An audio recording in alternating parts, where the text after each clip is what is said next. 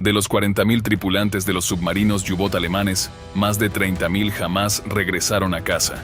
40.000 hombres valientes o condenados, lanzados a las profundidades, de los cuales la mayoría desapareció para siempre bajo las olas oscuras del Atlántico.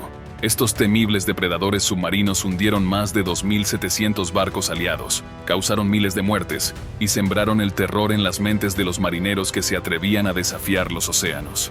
Esta es la historia de los U-Boot alemanes, las criaturas más mortíferas bajo el agua, y de uno de los trabajos más peligrosos y despiadados en toda la historia de la guerra. Comencemos este relato sombrío. Antes de convertirse en la pesadilla implacable de la navegación aliada, los submarinos alemanes tuvieron orígenes humildes y precarios. En el año 1850, un visionario llamado Wilhelm Bauer dibujó el primer sumergible alemán. Pero su prototipo no tardó en hundirse durante las pruebas, desapareciendo en las oscuras aguas antes de poder demostrar su poder. Parecía que las ambiciones submarinas de Alemania terminarían allí, ahogadas en la tragedia y el fracaso.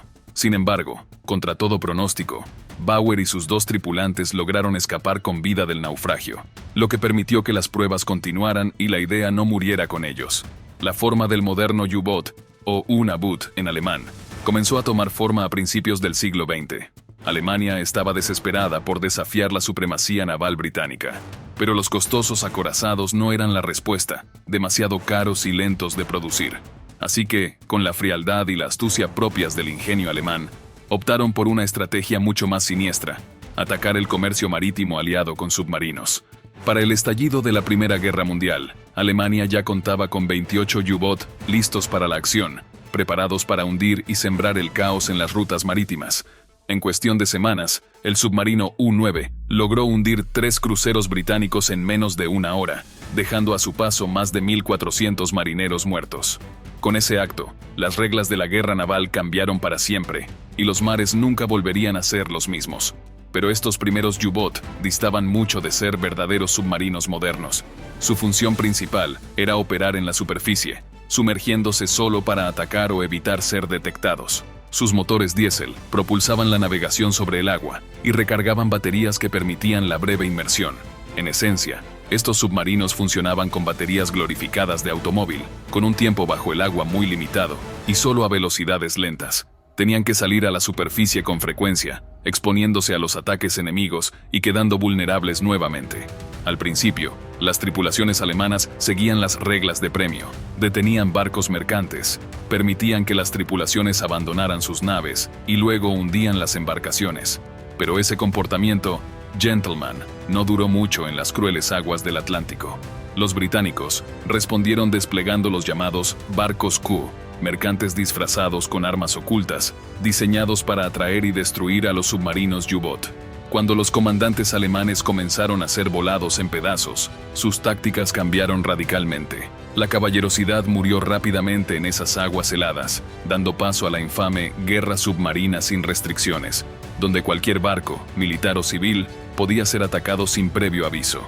La víctima más infame de esta brutal estrategia fue el transatlántico RMS Lusitania. Torpedeado por el U-20 en mayo de 1915, su hundimiento se cobró la vida de 1.198 personas, incluyendo 128 estadounidenses. Este error estratégico acercó a Estados Unidos a entrar en la guerra, un paso que sellaría el destino de Alemania. Al final del conflicto, los U-Boot habían hundido más de 5.000 barcos, dejando tras de sí un reguero de destrucción y muerte. Pero el costo para Alemania fue enorme: 178 U-Boot perdidos y casi 5.000 tripulantes muertos. Y todo esto solo fue un calentamiento para la carnicería que estaba por venir, porque su siguiente movimiento reescribiría nuevamente las reglas de la guerra naval. Tras el Tratado de Versalles, que prohibió explícitamente a Alemania construir submarinos y otras armas, los alemanes no se rindieron. Con la astucia que los caracteriza, establecieron oficinas de diseño en países neutrales, construyendo submarinos para otras naciones, mientras perfeccionaban silenciosamente sus propios diseños.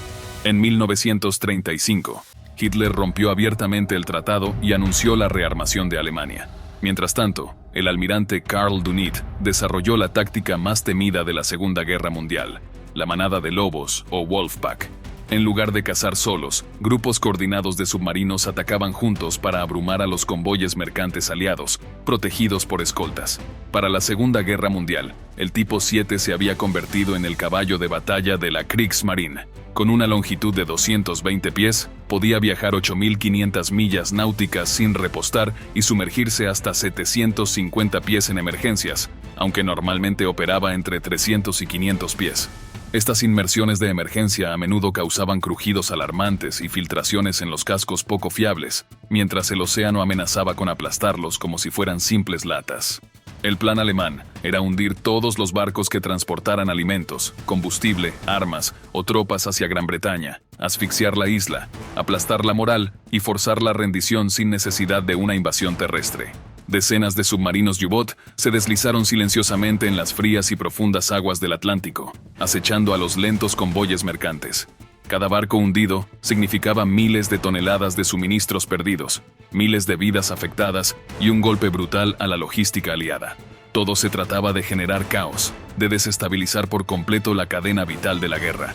Apenas habían transcurrido unas horas desde el estallido del conflicto cuando el primer U-Boot hizo su movimiento mortal. El mismo día que Gran Bretaña declaró la guerra a Alemania, el U-30 lanzó un torpedo contra el transatlántico civil SS Athenia, hundiéndolo y causando la muerte de más de 100 personas inocentes. Los alemanes afirmaron que fue un error, una tragedia no intencionada, pero el mensaje fue claro y sin ambigüedades. Nadie estaba a salvo ya en los mares. El poderío aliado, aunque poderoso, estaba bajo amenaza. La Marina Real inicialmente subestimó el peligro. Sí, los U-Boot habían causado caos durante la Primera Guerra Mundial, pero se confiaban en que el sistema de convoyes, el sonar y las cargas de profundidad serían barreras suficientes. Lo que nadie anticipó fue la velocidad fulminante, la coordinación precisa y la letalidad despiadada con la que los submarinos alemanes habían evolucionado. Para finales de 1939, decenas de barcos mercantes yacían ya en el fondo del Océano Atlántico. Cada embarcación que zarpaba sentía el miedo silencioso de no alcanzar jamás su destino. Y el almirante Dunit apenas estaba calentando motores. Los U-Boot patrullaban las rutas marítimas durante el día, vigilando cada convoy con atención letal. Cuando avistaban uno, lo seguían sin descanso. Por la noche, subían a la profundidad del periscopio para avanzar más rápido y prepararse para un disparo más certero. Para atacar en superficie, la mayoría de los U-Boot llevaba un cañón de cubierta, generalmente de 88 o 105 milímetros. Pero a medida que la cobertura aérea aliada mejoraba, salir a la superficie para usar este cañón se volvió una apuesta suicida. Con solo ópticas y matemáticas puras, los tripulantes calculaban la trayectoria del barco enemigo, su velocidad y rumbo. Luego, a mano, resolvían la ecuación para el disparo perfecto. Sin láseres ni sistemas automáticos, un oficial de tiro introducía datos en la computadora de torpedos, un aparato que ajustaba la distancia, dispersión y ángulo para lanzar el torpedo con precisión mortal. El lanzamiento era un espectáculo de fuerza y precisión. Aire comprimido expulsaba los torpedos de los tubos, y estos se armaban tras recorrer una distancia segura. Los torpedos G7 de vapor eran rápidos, despiertos, letales. Los eléctricos G7E, más lentos pero sigilosos y silenciosos, eran perfectos para emboscadas, aunque al inicio de la guerra sufrían problemas de fiabilidad. Un solo U-Boot podía transportar hasta 14 torpedos, pero solo tenía entre 4 y 6 listos para disparar en cualquier momento. Así que cada disparo debía ser certero, mortal y decisivo. Los resultados fueron aterradores y devastadores. Convoyes enteros eran despedazados en plena inmensidad del océano. Barcos ardiendo desde abajo, envueltos en llamas y humo, sin tierra a la vista. Los sobrevivientes flotaban días, si la suerte les permitía ser rescatados alguna vez. Para 1941, la campaña submarina alemana había dejado de ser una molestia para convertirse en una crisis total. Los U-Boot estaban estrangulando la línea vital del esfuerzo bélico británico. En un solo año, más de 6 millones de toneladas de barcos aliados habían sido hundidos. Pero, ¿cómo podían los U-Boot sostener semejantes pérdidas? La partida de gato y ratón apenas comenzaba. A mediados de 1940, Gran Bretaña reintrodujo el sistema de convoyes. Los mercantes ya no viajaban solos, sino protegidos en grupos defendidos por escoltas. Dunit respondió con su táctica de manada de lobos, donde grupos coordinados de submarinos atacaban simultáneamente desde varias direcciones, abrumando a las defensas. La lucha escaló rápidamente. Cuando los U-Boot atacaban en superficie durante la noche, los aliados desarrollaron radares compactos para detectarlos. Cuando se sumergían profundo, mejoraron el sonar. Cuando los submarinos viajaban en grupos, crearon escuadrones cazadores para rastrearlos y destruirlos. Para principios de 1943, un sistema completo de contraataques, mayo de 1943, quedó marcado en la historia como el Mayo Negro, para el servicio submarino alemán. En ese solo mes, se perdieron 43 U-Boot, una tasa de bajas absolutamente insostenible del 41%. La guerra antisubmarina aliada evolucionó a pasos agigantados, pero fue a través de un proceso doloroso de prueba y error que los aliados lograron cambiar el rumbo. El arma más primitiva y básica para combatir submarinos fue la carga de profundidad, una especie de barril explosivo programado para detonar a una profundidad específica. Las primeras versiones solo podían ser lanzadas rodando desde la popa del barco, un método rudimentario pero mortal. La siguiente generación trajo innovaciones como el Hedgehog, un mortero múltiple que disparaba 24 cargas pequeñas delante del buque, aumentando así la efectividad de los ataques.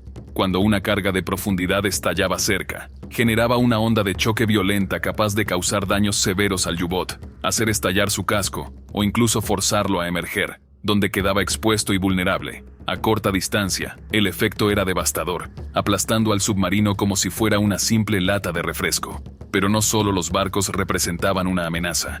Los aviones se convirtieron en cazadores implacables de submarinos, equipados con radar, luces de búsqueda y cargas de profundidad, capaces de patrullar vastas áreas oceánicas.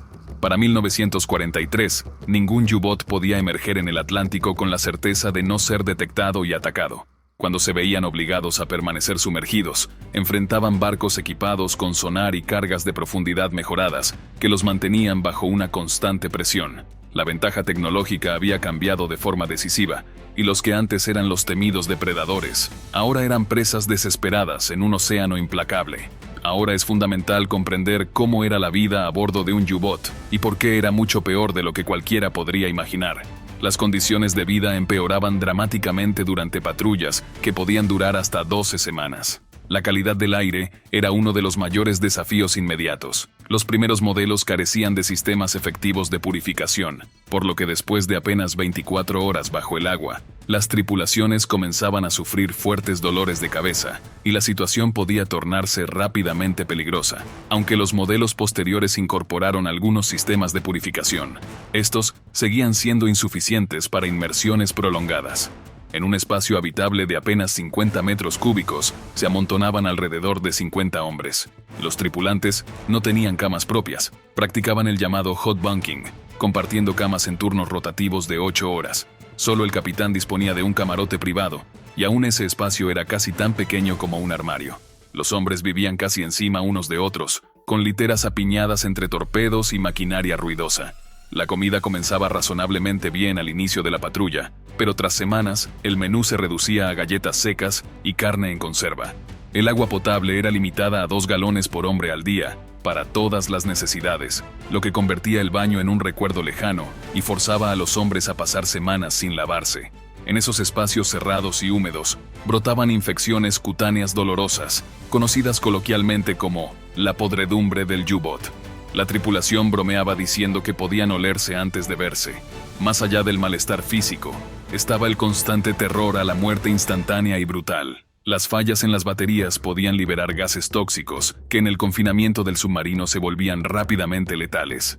Cuando eran perseguidos, los U-Boats se sumergían profundamente y apagaban motores para evitar ser detectados. En ese silencio sepulcral, los tripulantes escuchaban el ping del sonar enemigo y luego el estruendo de las cargas de profundidad cayendo al agua. Comenzaban segundos de agonía esperando las explosiones, deseando que estuvieran lo suficientemente lejos para salvar sus vidas, pero sabiendo que un impacto cercano podía sellar su destino de la forma más aterradora imaginable. Si los mecanismos de control de profundidad resultaban dañados, el submarino podía caer en una inmersión descontrolada hacia su límite de resistencia, una profundidad a la que el casco se rompía bajo la presión del agua. Este destino fatal había acabado con numerosos U-Boot y sus tripulaciones. Cuando un U-Boot perdía el control de su profundidad, ya fuera por daño, fallo mecánico o un descenso desesperado mal ejecutado, la tripulación lo llamaba por su verdadero nombre: un descenso mortal. Un viaje sin retorno hacia las profundidades del olvido. El submarino comenzaba a descender lentamente al principio, para luego acelerar de forma imparable. Todos a bordo sabían exactamente lo que estaba ocurriendo. Cuanto más profundo se va, más se multiplica la presión del agua. Una vez que se sobrepasa la profundidad para la que fue diseñado el casco, solo es cuestión de tiempo para que éste falle. Y cuando sucede, todo termina en un instante. Una implosión silenciosa, que aplasta todo en milisegundos. La tripulación podía intentar recuperarse de un descenso mortal, llenando los tanques de lastre y nivelando la nave. Pero si algo ya estaba dañado, las probabilidades eran mínimas. Y quizás hay un destino peor que la implosión. Al menos en esa agonía, la muerte tarda un poco más. En aguas menos profundas, algunos U-Boot quedaban hundidos en el oscuro fondo del océano, sin ser aplastados de inmediato por la presión del agua. Allí esperaban un final inevitable, generalmente por asfixia, la lenta falta de aire que consumía la vida de la tripulación.